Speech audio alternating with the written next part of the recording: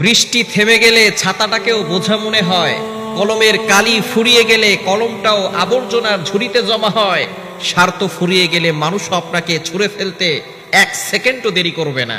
সুতরাং মানুষের ভালোবাসার পিছনে না ছুটে আল্লাহকে সন্তুষ্ট করেন, আল্লাহকে ভালোবাসেন।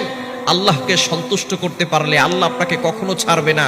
কবর জগতে কোনো মানুষ আপনার সাথে যাবে না, হাসর জগতে আপনার সবচেয়ে কাছের মানুষটাও আপনার পাশে থাকবে না। সুতরাং ওই কবর জগৎ, হাসর জগতে যদি আপনি ভালো থাকতে চান, দুনিয়াতে আল্লাহর সাথে সম্পর্ক তৈরি করেন।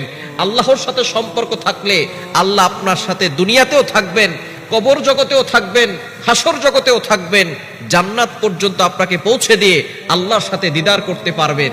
এজন্য আসুন, দুনিয়ার মানুষের ভালোবাসার পিছনে না ছুটে আল্লাহর ভালোবাসার পিছনে ছুটি, তাহলেই আমরা সফল কাম অর্জন করতে পারব।